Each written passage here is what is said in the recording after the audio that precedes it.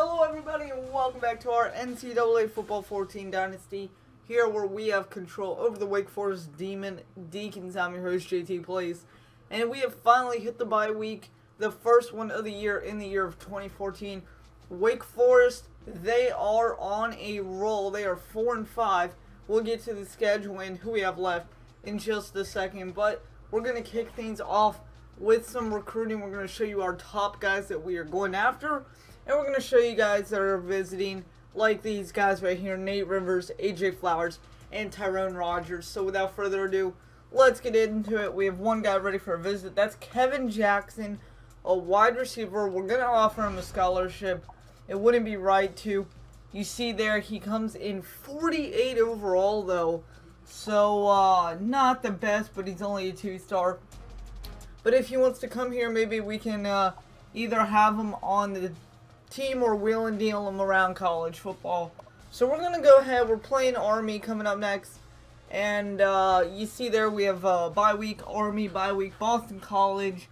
And then that is the season. So year 2 is coming down to an end. But we are going to get right back to recruiting. Accidentally backed out. And visit scheduled. We're going to go ahead. We're going to look at 2 athletes. One of them is very, very good. That's Kyle Holmes. 4-star athlete. He comes in 68 overall, but you see there 83 speed, 90 acceleration. Anything else to point out? 87 agility. Maybe he could be a wide receiver. And then we have Walter Smith, 3-star athlete. He is 86 speed, 84 acceleration, 82 jump, 82 injury. So again, more than likely not a either running back or wide receiver, whatever fits his needs. But we're going to go ahead and take a look at top classes, see if we've improved any, and we have. We were 64th recruiting class, now we're 52nd. We have 1 4-star signed, 3 3-stars, 1 2-star, and 3 1-stars, total of 8 so far commits on the year. If we take a look at the top 10 in recruiting, the Aggies of Texas A&M have number 1, Michigan State Spartans number 2, Ole Miss 3, Oklahoma, Miami, Washington, Penn State, NC State, ECU, Oregon, your top 10, ECU, 16 people. Look at their record. They're 2-5, but they have signed 16 recruits. Granted, majority of them are 2-stars. So that's going to wrap up the recruiting portion. Now it's on to the scheduling, who we have left to face, and the conference standings. Wake Forest coming right off a win against Syracuse, ACC opponent. And here we go. We're going to go to scores and schedules. And look at this schedule, guys. For Wake Forest, it's been an up and downhill. We started the year with a loss at UM Monroe, 22-34. Then we beat NIU. Then we lose 3 straight, Maryland, Vanderbilt, and then Miami. But then we started making a comeback at NC State and Duke. Clemson, we got it handed to us at home. But then we come back with Syracuse. Now we have a bye week. Then we have Army, a bye week, Florida State, Boston College, and then a 3rd bye week, basically championship weekend or whatever you want to call it in college football. But you see here our opponent's record, win-loss is 47-38. That's just how the ACC plays. But I believe we can beat Army and we can beat Boston College. That will give us 6 wins, and that will send us to our 2nd consecutive bowl game. Or actually, my apologies, our 1st bowl game with Wake Forest FSU. Remember, we lost to them 1 year ago, 13-12, so be on the lookout for the rest of the year. Conference standings time, we're only going to look at our division and our conference, ACC Atlantic. FSU on top at 6-2 with a 4-1 conference record. Then Maryland at 2-2 conference. Then Wake Forest number 3, just because we have 3 wins. NC State 2-2, and then Syracuse, Boston College, both at 1-2. Clemson, they are 3-4 overall, 1-3 in conference. Their only conference win is us. Granted, they are easily more on paper than Wake Forest. If we go to the ACC Coastal, Georgia Tech undefeated, number 9 in the nation, 4-0 conference, 7-0 overall, leads that over Va Tech and Pittsburgh Panthers. Then Virginia and Miami are next, and then Duke, and then UNC, who's 3-4, but they are winless in conference play.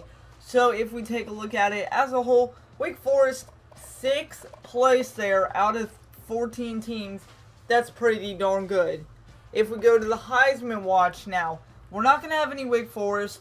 We're not going to have any ACC besides Sinjin Days, for Georgia Tech Yellow Jackets.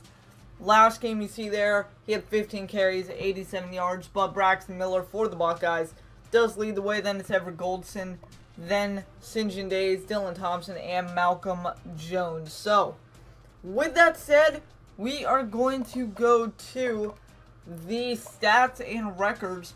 We'll take a look at the passing, rushing, all that. We'll take a look at the leaders, then we'll get into the stats, and that will close it out, guys. So, Wallace and Halliday lead it on the passing leaders. Tyler Cameron is 47th. Rushing leaders, DeAndre Martin's 31st. Our guys over at Duke lead the way at 945. Receiving leaders, ECU leads the way at 941.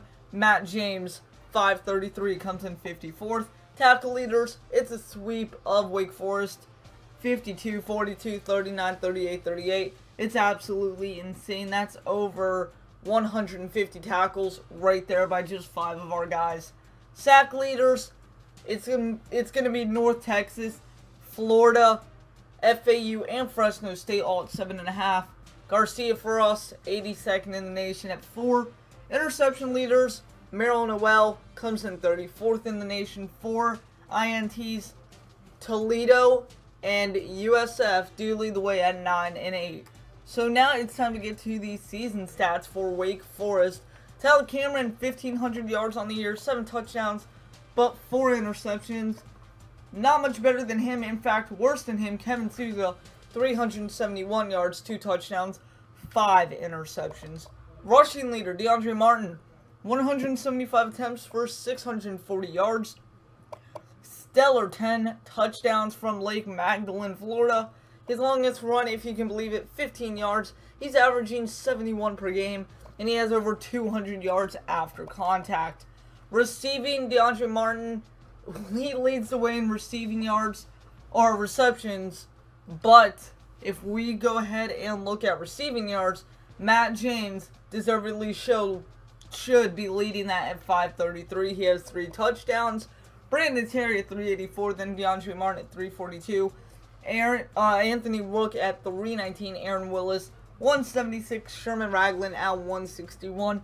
We have to get Ragland, Willis, and Rook, those numbers, to be above DeAndre Martin. You don't want your running back to have that kind of numbers.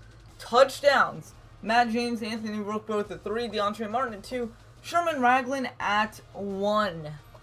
If we go to kicking, our kicking leader here, if it ever loads, Chad Hetland, he's perfect on the year, 15 for 15, trying to talk before my mind even makes up the words.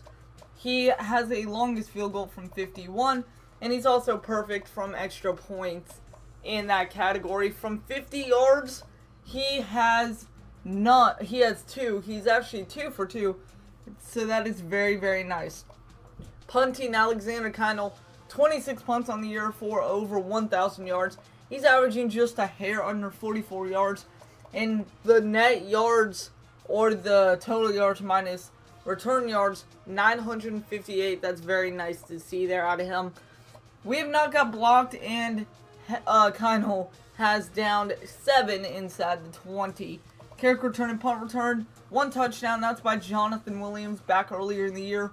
Punt return, Jonathan Williams, only 10 punt returns. But if you look on kick returns, 25. Guys, that's going to do it for me. My name is JT Plays. Like, comment, subscribe, share. If you are new and you want to see more Wake Forest football, be sure to come back next time when we take on the Black Knights of Army at home for Week 11. Because we have 2 more bye weeks coming up, Week 12 and Week 15. Then it's on to the Conference Championships, where hopefully Wake Forest can be in a bowl game by then. I'll see you later.